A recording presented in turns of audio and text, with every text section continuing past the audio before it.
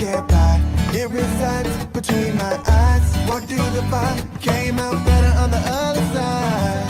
See, life's like a beach if you find the sand. And right now, I feel like 100 grand.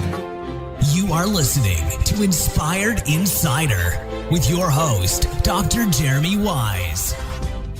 Dr. Jeremy Wise here, founder of InspiredInsider.com, where I talk with inspirational entrepreneurs and leaders. Today is no different. I have Reid Wicoff and David Staley of Digible. And Reid and David, I always like to point out other episodes people should check out of the podcast. Since this is part of the top agency series, I've had some amazing interviews. I had Jason Swank on. He talks about how he built his company agency to over 8 figures and sold it, and then how he's buying up agencies now. Todd Taskey is another good one.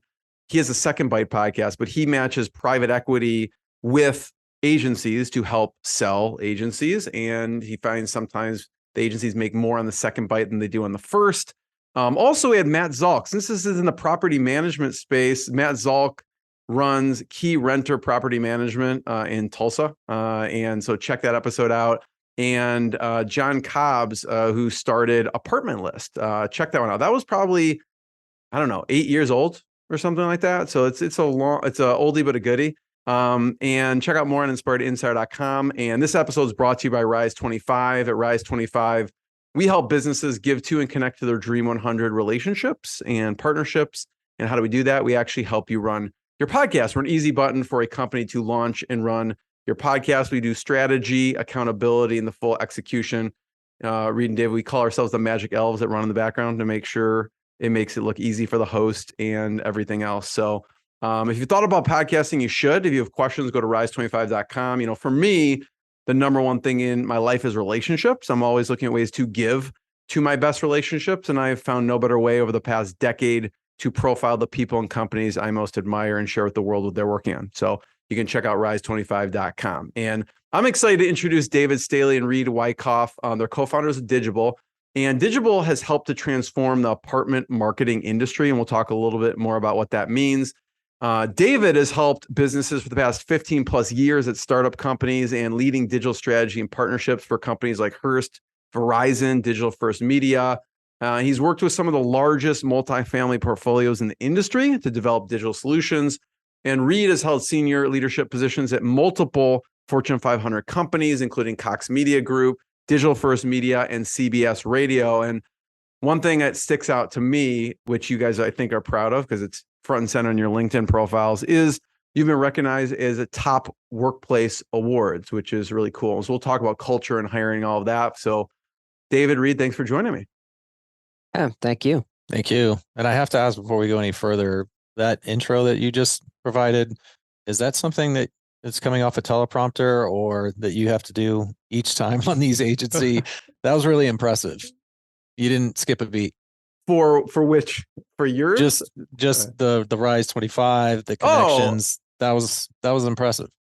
After doing this for 15 years, I could recite it verbatim, but I do have a document in front of me with it in front of me. So okay, that makes me feel a little bit better. No fancy teleprompters. Like I'm all about simplicity. Okay. So it's just a Google Doc on my screen here. Nice. Very good. Yeah. But thank you, because I know you guys have a podcast. So I appreciate that. I wanted to start with talk about Digible and what you do. Oh, I get that one. Hot potato. So we are both a digital services company and an ad tech company in the multifamily space. So we service apartment buildings. Our typical client would be a building of 200 units or so. And our typical buyer, the person purchasing us, is usually the property management company and usually a director of marketing, at the property management company. So it's a very franchise-like space where you'll have a director of marketing that may have 50 different buildings underneath them. And each of those buildings usually has their own website, their own ad campaigns, and they're using a different tech stack or different series of vendors.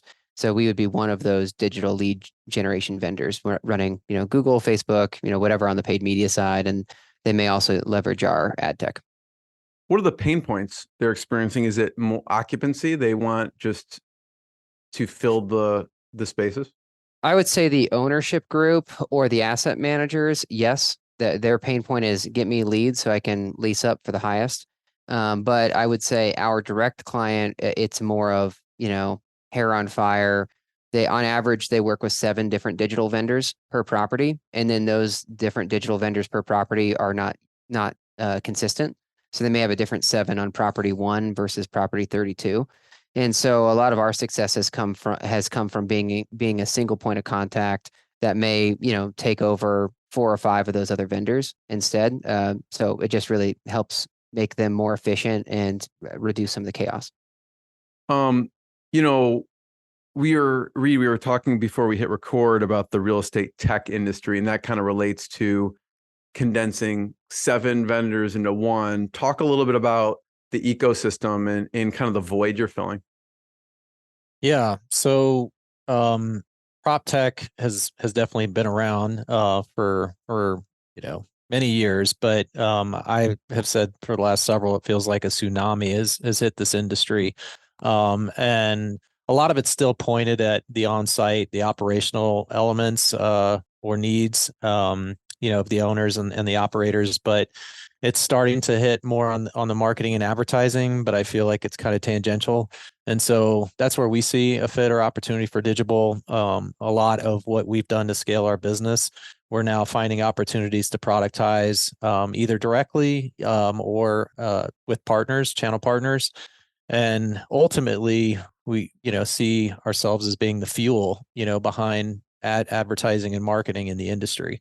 And so, that all should come together for us, for more of a marketing operating system. So when you mentioned the 7 getting down to 1, that is definitely a big part of our roadmap.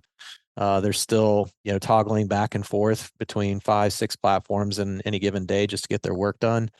And as we're building, this tech, we feel like it can and will ultimately present itself in one system, that they can, even avoid email, avoid Slack, they can communicate through there. They can get their contracts done. They can get their planning done. They can get their reporting done, but it also makes me anxious just to be, candid about it. Cause you don't see too many Swiss Army knives out there. And, that's what, we're acknowledging, but we feel like because we're keeping it focused in one industry, that gives us a better chance to actually fulfill that mission.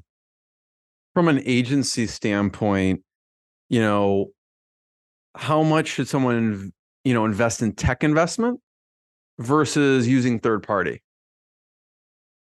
How do you make those decisions? Well, we're big fans of Jim Collins. I'm sure you know him very well, but he talks about bullets and cannons or cannonballs. And so we just try to be really responsible, kind of proof things out internally, do a lot of testing before we make, bigger decisions on where we want to park our money.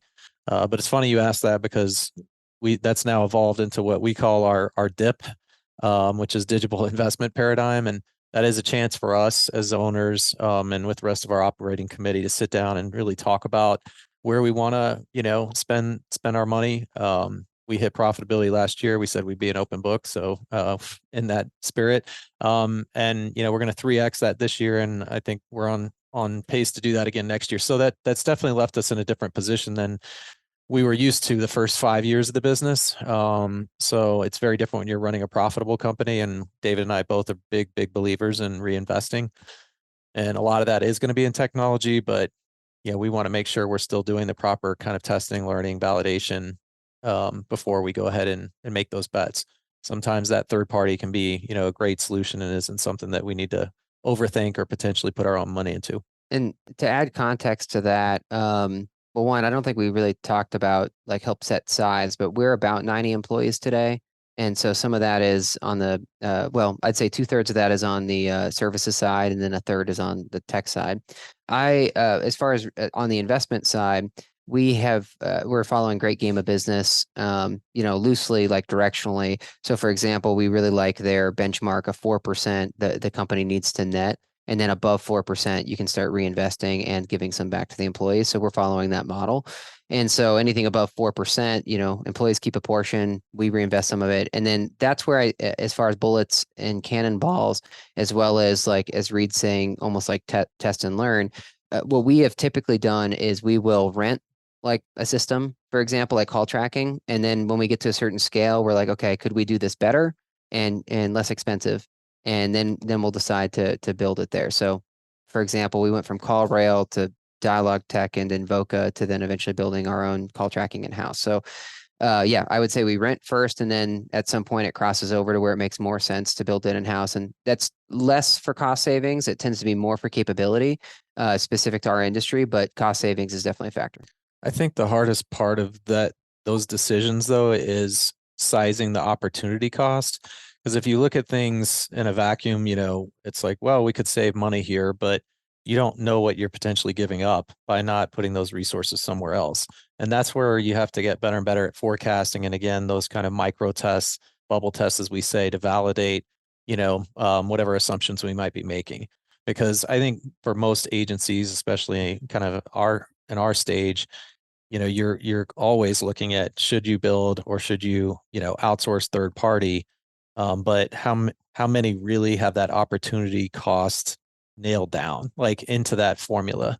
So that's something we're just trying to get better at each year. Yeah, the build versus buy conversation is affects all of us, right? Even when someone's thinking of hiring you, right? They could just, should I cobble something together? Or what do you tell a company coming to you that is making that decision? And maybe, whether they say it or not, they're thinking it, right? What do you say to them? Listen, here's the value we provide, because there's an opportunity cost for even a big company, property management company, to keep it in-house versus hire another company to do it. Well, for us, we really lean on being the trusted advisor for our clients. So we don't have a sales team. We've never had a sales team, and yet we're growing very quickly.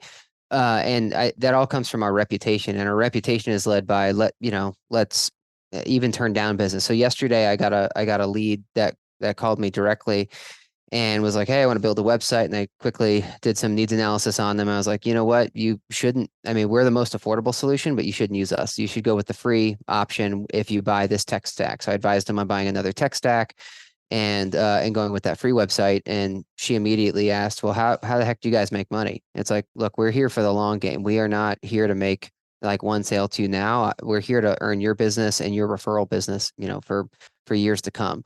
And so that's how we can get away with it without having a sales team, but it's definitely stepping over those sales frequently. So we almost are always recommending that they spend less money or that they use something else. And then that just almost, it's magnetic for them. I joke, but I don't, but we actually have a podcast like dedicated to that exact scenario. But it is happening more and more these days in property management. And this is what we've heard from owners, presidents, saying that they're getting squeezed themselves on margins. And so they're trying to find not just cost savings, but potentially revenue opportunities. And they see, marketing as one of those opportunities. So it's like, hey, you guys have been doing this, built a successful business. Why can't I? And I'm not trying to serve a whole industry. I'm just trying to serve my ecosystem, my universe. And so instead of fighting it, back to David's like trusted advisor, we will help coach them, and it's easy because we have built this business and we know it so well to, I guess, fully project, talk them through the economics, the numbers, the opportunity costs that they're probably going to be facing, with no intent of scaring them, away from the opportunity or trying to convince them to stay on, just giving them as much as we can, an impartial, look at what that might mean for them. Because that opportunity cost is harder for us to see for that use case, where it's like, hey, there's other mechanisms that you could make money on in multifamily or with third party management. So they kind of need to figure that part out for themselves. But we are very transparent about what those numbers might look like if they were to take it in-house. I want to talk about niche, right? There's efficiencies. You mentioned, SaaS, right? You can create more of a Swiss Army knife just because it's really specific to a niche. Services, productized services, because it's a niche. Obviously, I do want to mention, Digible Dudes, an apartment marketing podcast, so people can check that out. It's a niche. So talk about how you came to this niche. Yeah, well, I'll start and David, will come behind me, but we did work together for Digital First Media. That's the conglomerate. So think of it in terms of Gannett. And similar to a lot of these large media companies, regardless of media, they have these digital arms. And in our case, that came under the name of Ad Taxi.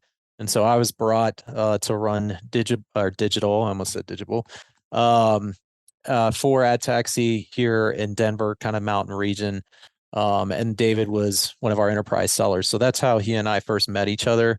And it didn't take long before he and I had a lot of, started having a lot of late nights just talking about bigger ideas and how we might disrupt within the environment we were in. But through happenstance, really, David got an opportunity to manage a couple of campaigns for a very large property management company in North America. And he found quick success with it and started to scale it kind of independently. And that's what prompted for me like some interest in, hey, maybe there's more opportunity here for us than what sits inside this department in this company.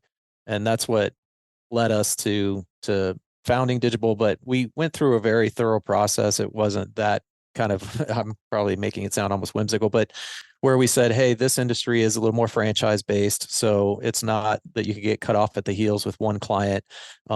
So we like that. It's also about getting critical mass. So, these aren't huge budgets, but at scale, they, become really relevant. We like the clientele. We saw definitely a path to disrupt.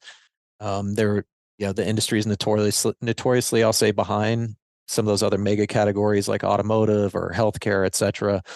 And so there's a bit of a hero path. And we also had the network, we had the knowledge, and give a ton of credit, to David, for pulling that together in a short amount of time. But that was really the impetus for starting the business. So yeah. Well, the only thing to add is that organization wasn't set up for entrepreneurship very well. And so that's what made us have to leave and do it on our own to really, take the steps that we wanted to take. When I hear the beginning of your journey, I want to crawl into the corner, okay? Because of you had a rocky start to starting the company because of a lawsuit. Talk about the beginning. Talk about that. Well, he did do his research. We normally would bring it up if you didn't ask, but so when we were at Digital First Media, we were actually employed by the Denver Post. And, the book of business I was running became the largest there by, a considerable amount. And so, when they learned that Reid and I had conversations, but only conversations about maybe we should do something because we're getting, stifled, they approached us and wanted us to, sign a pretty bad or, onerous, is it onerous? Onerous? I'll take that. Onerous. Onerous? One-sided. I don't know. Yeah. Well, yeah, it's definitely one-sided non-compete. And we're like, well, we can't do that. So Reid said, you still want to do this? I said, let's go. And so we left, and then we incorporated the company. We didn't even have a name yet. We didn't have a website. We didn't have anything. And then as soon as we incorporated the company, they sued us about 3 days later. So the first 6 months was, just about draining our bank accounts with attorney fees. But I'll let you pick it up from there.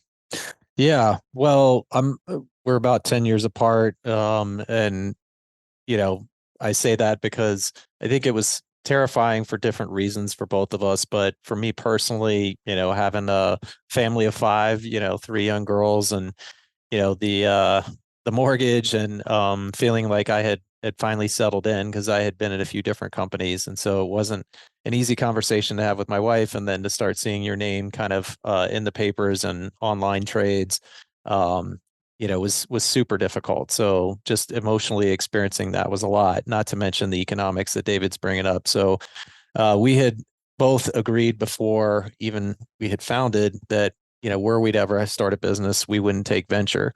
And so that was extremely difficult to hold to. You can imagine, not that we would have had much success trying to raise money, given the situation we were in. So it did feel like we were on an island on a lot of different levels. And, that either, makes you cave in and give up, or, you get scrappy, you find the grit, and you persevere. And so it also involves some luck. And, that we had our share of that, and always will be grateful for some of the opportunities that seem to come in just at the right moment. We talked about someday we'll write a book or do a movie called Clutch.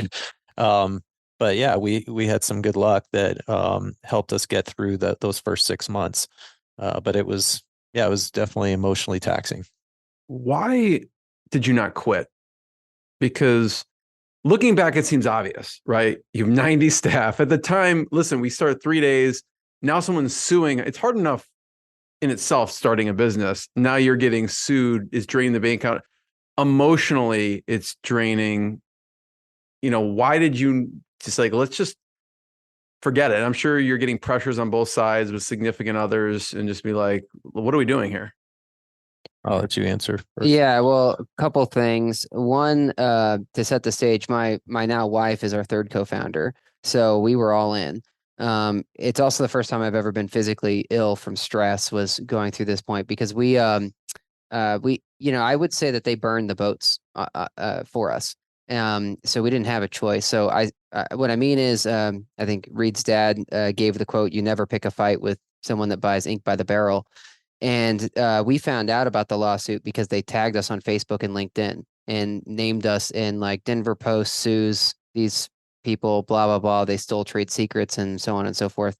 And so that's how we found out. And then we got served papers. And then we were in DigiDay and, AdWeek and all these other places. So I didn't really see that there was an option. I mean, I didn't feel like I had the same clout that Reid had as far as going to another media organization. And at that point, that may have also been a challenge anyways, because of, they wouldn't have wanted him to take his expertise over there. And for me, I felt like, I didn't have a great resume, didn't feel like a great resume to me at that point. So I feel like they burned the boats for us. Yeah, I agree with all that. I think I'll say anger and belief were a big part of what was driving me. I did feel like, the way things went, just pissed me off. So that was a big part of me not willing to quit. But the reason that we had talked about doing something was we did have a lot of confidence that the opportunity was there. And so I wasn't ready by any stretch. I don't know how long I would have been able to last if we hadn't started to find traction, but I wasn't ready to give up on that. So I also knew at my age that I probably wasn't going to do this twice. David had a couple runs with startups when he was younger. I had one, fleeting moment, I'll say, in my 25 years. So that was I guess, third element for me is I can't put myself through this again. So I got to give it everything I got. Any tips or advice? Because that process, you said, took around 6 months. I mean, those processes can take a lot longer than that. But any tips and advice for people who will go through it or are for resolving a situation? I know yours is going to be unique, but just getting past it and resolving it.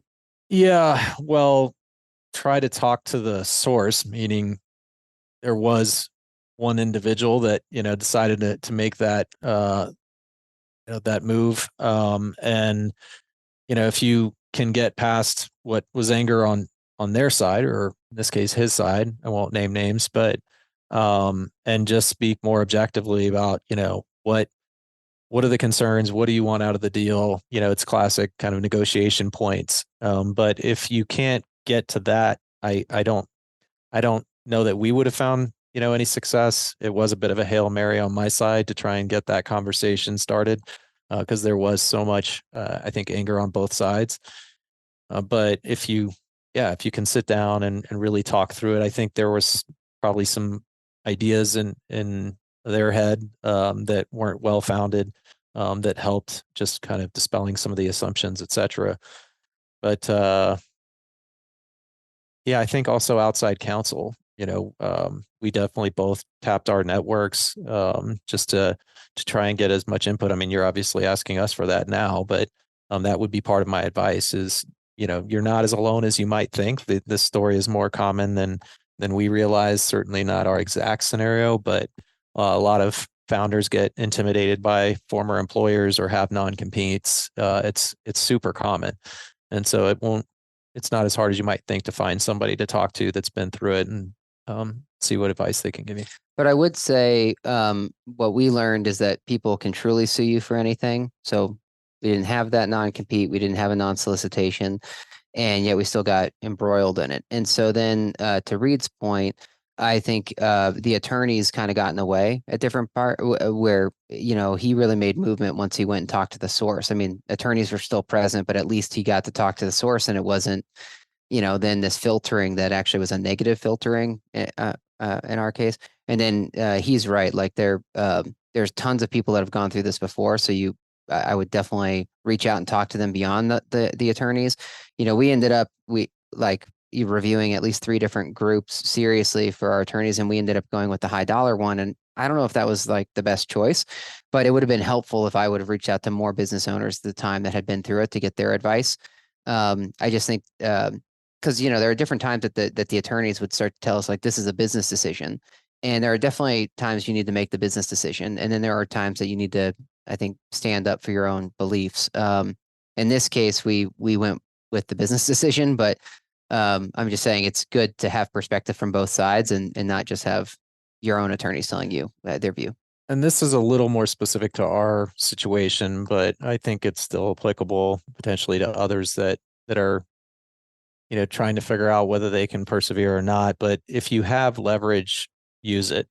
Not everybody does, but I think we both were, I'll say, playing nice.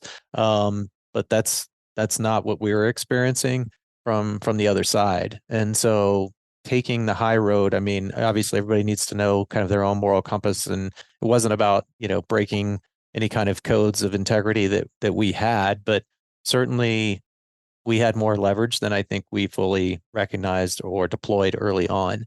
And if I had to do it all over again, I think I would have been more aggressive, we'll say, with the approach on our side.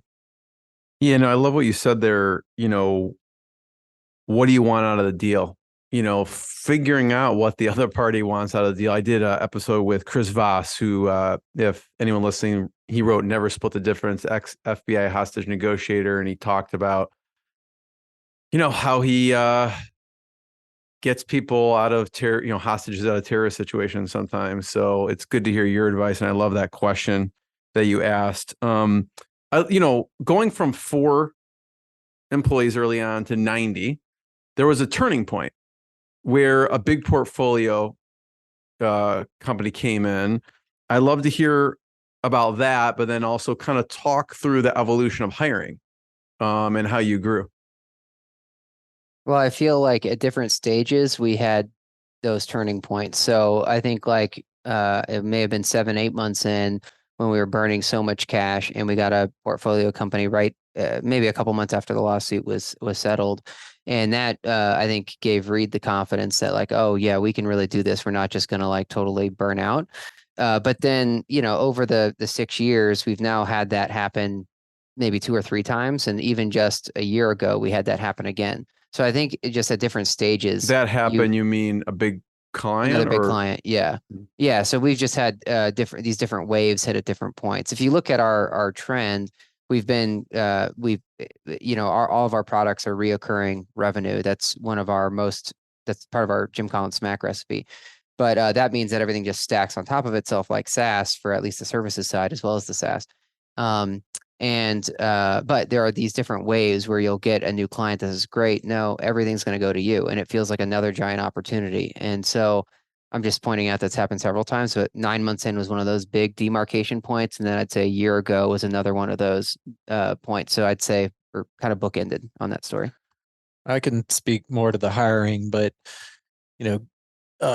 going from 3 to 90 in the span of 5 years and doing it all on your own steam is no cakewalk. But the thing that we pledged to early and have been able to maintain is that we weren't going to, I guess, have asterisk by our offers or how we approached talent. We pretty quickly identified where I'll say our weight class was. And we said, we need to be competitive here. We can't, and we weren't going to be dangling big carrots of equity or performance-based clauses. And we, even to this day, don't have a sales force. So those 90 employees, there's not a single seller at Digible.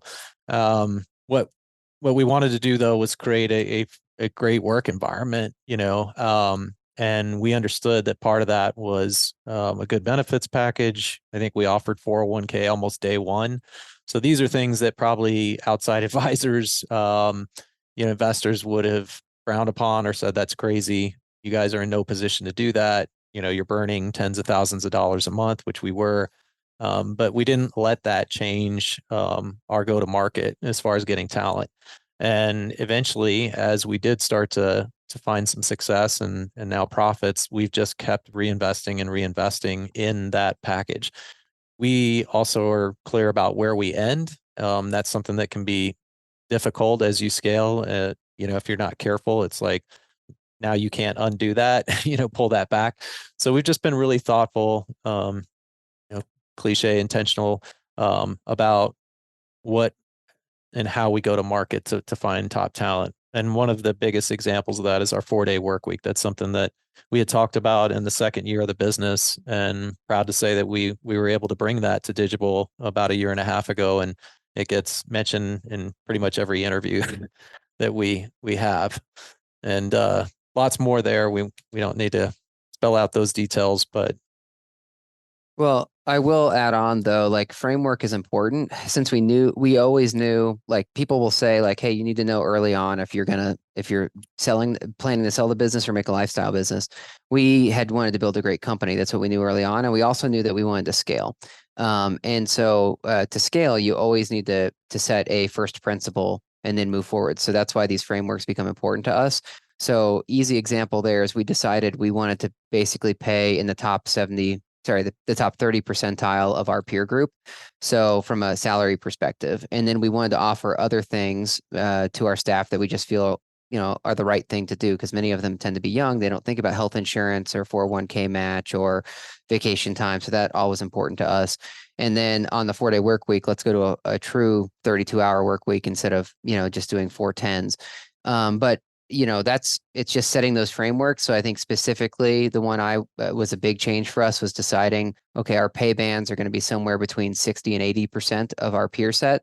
And that's where it's going to be. We're not going to try to go compete with someone that's looking for 85%. But, the person that wants to work at Digible is someone that wants great work-life integration and a great culture and is ambitious, not someone that wants a giant title or like the highest pay. Then we know we stop there and we're not going to compete. How was the implementation of the 4-day work week? Actually, I had one of the people who started, I think it's 4dayweek.com. They started the organization, and so people could check that podcast out. I'm curious how it worked on your end to implement it.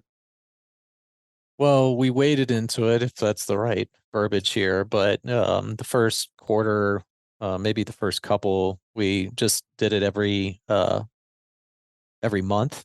Then we did it twice a month, and then we fully adopted it a year. So we took a year to get there. And certainly there's a lot of lessons we learned. We knew we would, as far as, productivity and, communication, even the cultural aspects of it, which you'd assume are all going to be positive, but certainly there were some tests and some challenges for us there as well. The good news here, and we did say this, it's like, the best way to innovate is give yourself less time to do something. And so that was one of the mantras. It's like, guys, this is going to modernize this company. It's going to really force us to think differently and innovate. It wasn't just about what can't we do or won't we do, with less time. We used it as a rallying cry. And I think that was super motivational for, the whole company. And they took on that mindset. And sure enough, we did find a lot of opportunities to be more efficient, more progressive in how we went about our business. And the end outcome, I think we ended up with a better response time on we like tracking our email response time is just one of those data points for the customer experience. Like with Digible, is we want to make sure we get back to you quickly with a single point of contact. That improved and David, I'm sure we'll add more numbers here, but it also, as far as the number of campaigns per FTE, that was a key number for us. It's like, we don't want to go backwards. We actually want to improve that even though we're losing a full day. And we were able to do that as well. So go ahead. Yeah, we told the staff that we're going to do this, but our expectations are actually that you don't just maintain the same amount of work. We're actually going to increase the amount of work. So it's almost like a reward. So we improved our efficiency by 20%, meaning we lost a day and our productivity output was 20% higher than when we had the other day as well.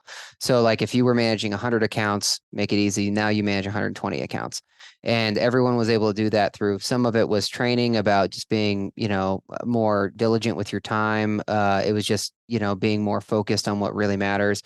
And then to Reid's point, we started tracking certain things that were really important. And I think that really helped us baseline. So I think our email response rate when we started was something like 12 hours or something, and we got it down to around 6 hours. And we've since moved that down to about 3 hours on average.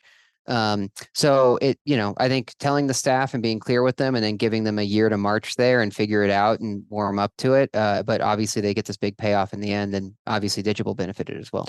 And celebrating, along the way. So there's obviously mile markers when you do something like that. And I think it's kind of like the 3-minute mile, right? And 4-minute mile. 4-minute, beg your pardon. Thank you. Coming from the runner. I'm not the runner between the two of us, if you couldn't tell, but seeing's believing. And once that happens, you kind of break that and glass ceiling, and it's like, oh, we actually can do this. And so instead of waiting until the end, it's like along the way, we were trying to make sure that we were recognizing that progress so that people were, feeling the confidence, the belief that what we were doing was possible. I know we have a few minutes left. I have one last question. Before I ask it, I want to point people to digible.com to learn more. It's digible.com. And Reid, David, I'd love to hear maybe one or two tips on growing leaders and how you grow leaders. Because, growing from a few to 90, you've had leaders step up throughout as you've grown. So what are one or two things you can tell other companies of how you've helped to grow leaders within?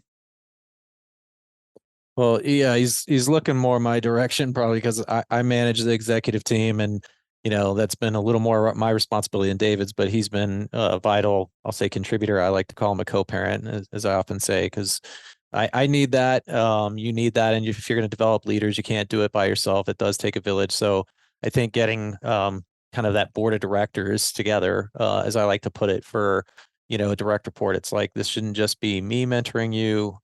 There's other people here that are all going to be contributing to your success, and the sooner you can identify who those are, the faster you're going to grow.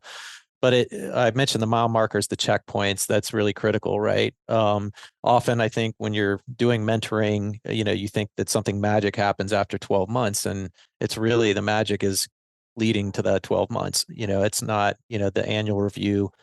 So we try to make sure, we're checking in regularly, really clear, because I think it said ambiguity is the enemy of accountability, so that there isn't any confusion on what success looks like. And then it's the elevate and delegate. We subscribe to this EOS platform that many do, and they pound that into you, and rightfully so. Is if you never let your kid tie their shoes, they're never going to learn how. But that's not an easy balance to strike, because you can abuse that the wrong way, where it's like, now you're delegating too much. Maybe you're giving them more responsibility than they're ready for. So I think that's where, again, having really clear, numbers, outcome statements, as David likes to point to, that's pivotal. But I also can't stress enough that you need multiple people involved for leadership development. It's not a good idea to try and handle that independently. I would just add or highlight the EOS portion. The EOS has been really helpful for our business, just to organize the chaos from the way Reid and I operate. He's clear visionary. I've got some visionary tendencies to myself, and that really helped, hone it. And then what we didn't do a great job is adopting all of the EOS tools religiously at the beginning. And so we're going through that process now. But I would say that for first-time leaders, and sometimes even leaders that have been in their role for 10 years, it provides a lot of really great tooling that will just say, hey, here's the basics of expectations about how you manage and lead a team. And then from there, you can, when you're coaching someone and mentoring them, you can really focus on their personal gaps or opportunities. So I would just say following some system like that it's like, if you are a parent, how do you take them from, walking through college?